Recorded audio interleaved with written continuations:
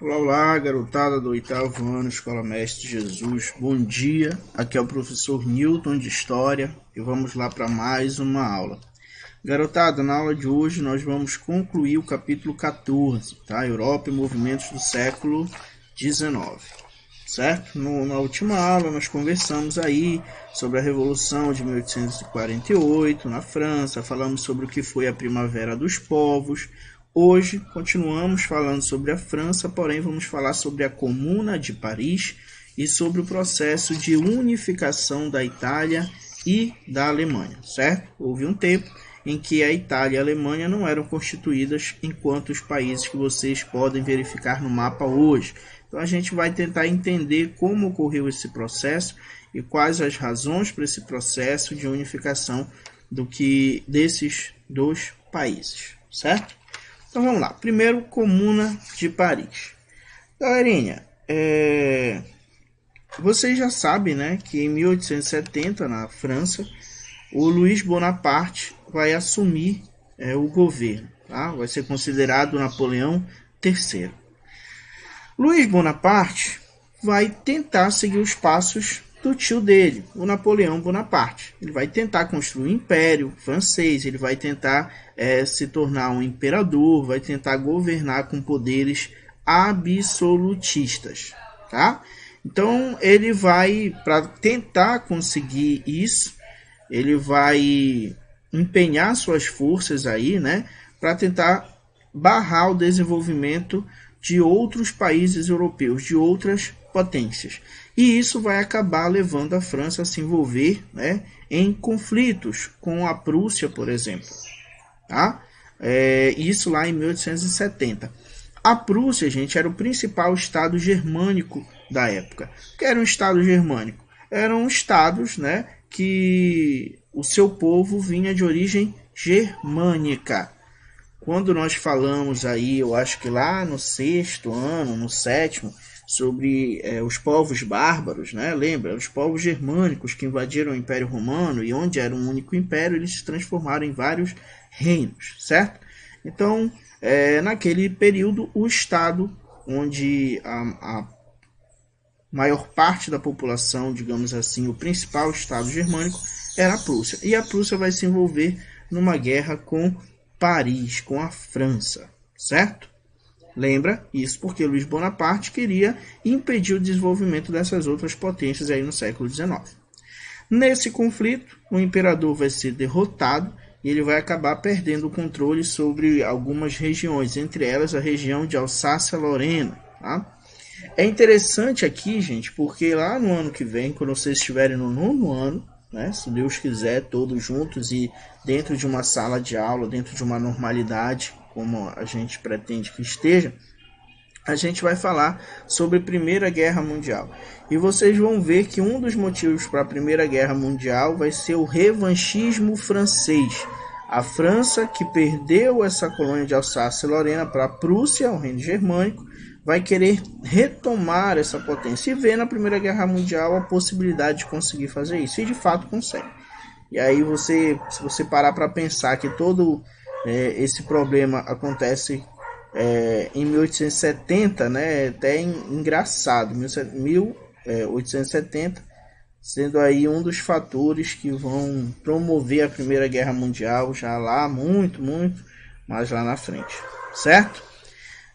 Além de perder a região de Alsácia-Lorena, a França também vai ter que assumir pesadas multas, né, que vão ter que pagar a Prússia, uma espécie de indenização.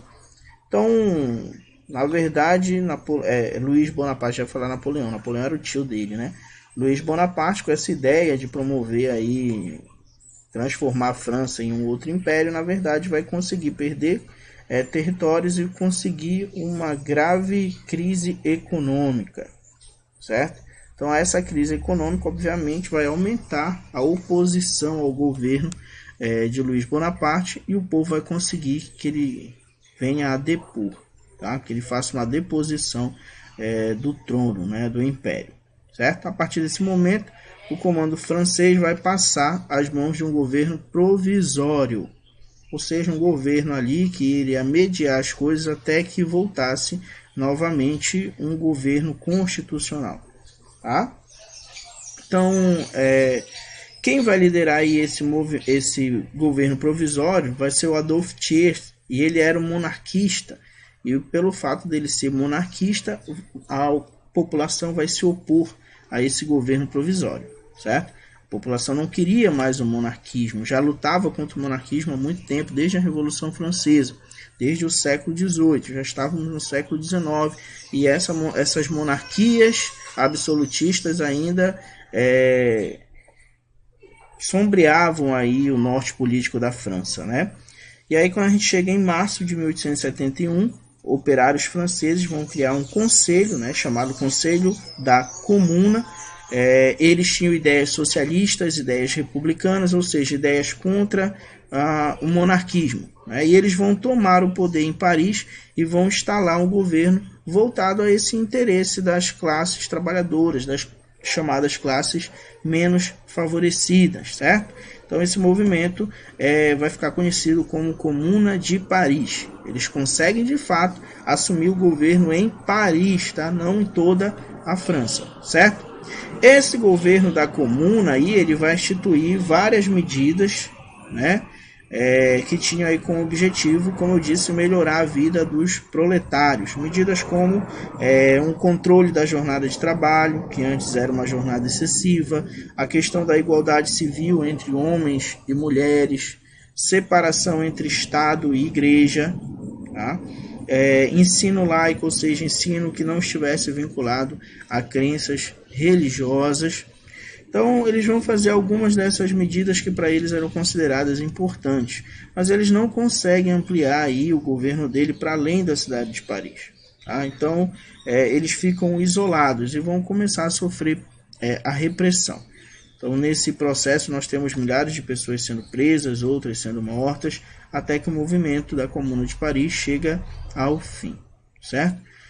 Apesar de terem sido derrotados, a Comuna de Paris ela marca, digamos, uma primeira experiência de governo dos trabalhadores, mesmo que só em Paris, tá? Com uma clara inspiração socialista, e deixou outros governantes europeus aí em alerta, que temendo aí, né, que em seus países pudessem ocorrer levantes também ligados a ideias socialistas, certo? Nosso próximo tópico é unificação da Itália e da Alemanha. Gente, a gente tem conversado durante essas aulas sobre o fortalecimento das ideias nacionalistas, né? Do amor à pátria, o amor à unidade nacional, defesa das fronteiras, defesa do exército nacional e tudo mais. Então, esse nacionalismo vai contribuir para esse processo de unificação na Itália e na Alemanha. Sem esse sentimento de pertencimento, de identidade nacional, esse processo, obviamente, não ocorreria, tá? Então, é um processo que se desenvolve de forma diferente, como ocorreu na Itália e como ocorreu na Alemanha, mas a gente consegue identificar alguns pontos semelhantes, tá? Entre os pontos semelhantes, o fato de a burguesia ter sido o grande apoio desses movimentos de unificação. Então, o primeiro que nós vamos conversar hoje é sobre a unificação da Itália, certo? Então, vamos lá. No século XIX, gente, a Itália estava dividida em territórios, tá? E aí, após o Congresso de Viena, lembra a reunião lá que fizeram depois das guerras napoleônicas para tentar reorganizar a Europa e tentar restituir os governos monárquicos, tá? Então, depois do Congresso de Viena, a Itália vai passar a sofrer influência de outras nações, como a Áustria, por exemplo, tá? A Áustria e a própria França. E a Igreja Católica também tinha poder sobre algumas regiões italianas.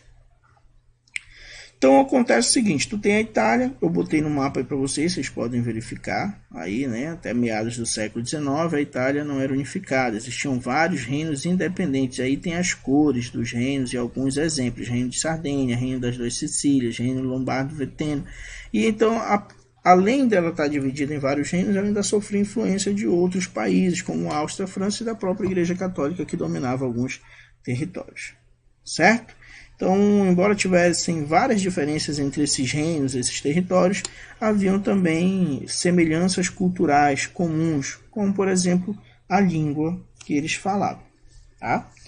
Em 1848 vai ter uma tentativa de unificar o território italiano, né, pelo rei Carlos Alberto de Piemonte-Sardenha, só que isso vai gerar uma guerra com a Áustria. Tá? E nessa tentativa aí de pôr fim à influência dos austríacos, a influência de estrangeiros nessa região, ele vai acabar sendo derrotado nesse primeiro embate, né, graças ao apoio francês. A França vai auxiliar a Áustria, né, e as ideias nacionalistas não morrem com a derrota dessa primeira tentativa aí não, tá? Essas ideias elas só vão ganhar força a partir desse momento. O reino de Piemonte-Sardenha, que vocês podem observar aí no mapa, né, era um reino desenvolvido, tinha indústrias, tinha uma constituição já ligada à liberdade econômica da burguesia, ou seja, uma constituição liberal. Então, esse reino é que vai liderar esse processo de unificação da Itália. É a partir desse reino que a Itália consegue se unificar. Quando a gente chega em 1852, vamos ter mais uma vez o reino de Piemonte-Sardenha tentando conseguir esse processo de unificação, certo? Dessa vez aí nós temos a figura de Camilo Penso, o primeiro-ministro de Piemonte-Sardenha. Ele vai liderar o processo de unificação, vai construir várias alianças políticas com outros reinos que estavam ali na região do que hoje é a Itália, inclusive com um camarada chamado Giuseppe Garibaldi, tá? Que era um revolucionário. Ele era líder de um grupo conhecido como Camisas Vermelhas. Tá? Esses Camisas Vermelhas eles tinham ideologias nacionalistas e republicanas. Então Garibaldi vai, de fato, com seus Camisas Vermelhas, avançar por várias regiões com seu exército, exército esse de voluntários, tá? Que lutavam pela liberdade, lutavam pelo nacionalismo, lutavam por uma ideia de república, e vai promover a anexação aí de diversos territórios do norte ao sul da Itália. Inclusive esse Giuseppe Garibaldi ele também luta no Brasil, tá, gente? Na Revolução Farroupilha. E a esposa dele, Anita Garibaldi, era brasileira. Tem um texto aí no livro de vocês que vocês podem ler para compreender um pouco mais essa vinda de Garibaldi para o Brasil. Mas era uma pessoa, era um revolucionário, né? Então não necessariamente ele precisava de dinheiro para lutar com seu exército vermelho. Ele só precisava de ideologias que estivessem afinadas, estivessem alinhadas com as ideologias de luta dele. Então, como a ideologia dele era ligada ao nacionalismo, à república, então ele vai lutar por essa unificação da Itália nesse período, certo? Como agora você tinha o norte e o sul da Itália unificados, faltava unificar aí a região central da península. Então, as tropas aí da Itália, né, vão invadir os estados considerados papais, ou seja, aqueles territórios que eram da igreja, onde durante muito tempo, né, seriam os territórios que teriam sobrado aí, né, do antigo Império Romano, e esses territórios eram governados pelos próprios papas, pela própria igreja. Mas no processo de unificação eles não ligaram muito para essa ideia da igreja controlar aqueles territórios e também invadiram esses territórios considerados papais. Tá? E anexaram ao território italiano também. Então você tem, por exemplo, a cidade aí do Lácio e a capital também sendo anexada. O rei Vítor Emanuel II vai tentar negociar condições para garantir a independência e a soberania de Santa Sé. Mas o Papa, né, Pio IX não aceita as negociações, então a partir desse desentendimento, o que vai acontecer é que o território vai ser anexado mesmo assim. E só vai voltar a ser um território governado por Roma, como é hoje, 60 anos depois dessa onda, lá com Benito Mussolini, mas isso também é um assunto que vocês vão estudar no ano que vem. Para hoje encerrar esse assunto, a unificação da Alemanha. Galera, o que a gente conhece hoje como Alemanha, né, de acordo com o Congresso de Viena, era formado por 39 estados, ou 39 reinos, né? A principal força política, a principal força econômica desses reinos era a Prússia. E era a Prússia que desejava a unificação do território alemão sob o seu comando, claro, obviamente. Tá? Então, a primeira tentativa de unificar a região foi chamada de Louvain, em 1834, né? E aí a gente tem o estabelecimento de uma política de mercado comum, de livre de barreiras alfandegárias. Para você vender um produto em outro país, você precisa pagar taxas. Então, esse primeiro movimento tinha como objetivo a liberdade econômica em todos esses reinos de origem germânica, tá? Então, ou seja, não ter restrição de mercado nesses 39 estados germânicos. A Áustria, nesse primeiro momento, ela vai ser excluída dessa política, tá? E esse fato vai fazer com que a Áustria entre em confronto com a Prússia. E vamos ter algumas vitórias austríacas. A Prússia vai ter que abandonar essa ideia aí de unificação. Quando a gente chega em 62, a gente tem o Guilherme I, que ele vai nomear como seu chefe Otto von Bismarck, esse sim o grande homem responsável pela unificação alemã. Tá? E a principal função dele era justamente promover essa união dos estados germânicos. Então, Bismarck ele vai tentar aí, de diversas formas, diversas frentes, conseguir esse objetivo. Então, de um lado, ele vai fortalecer a diplomacia, a conversa, a negociação para conquistar apoio de outras nações, e de outro lado, ele vai utilizar a máquina de guerra mesmo para eliminar adversários, eliminar opositores em prol dessa unificação. Então, é o cara que utilizava tanto a diplomacia quanto as forças armadas. Tá?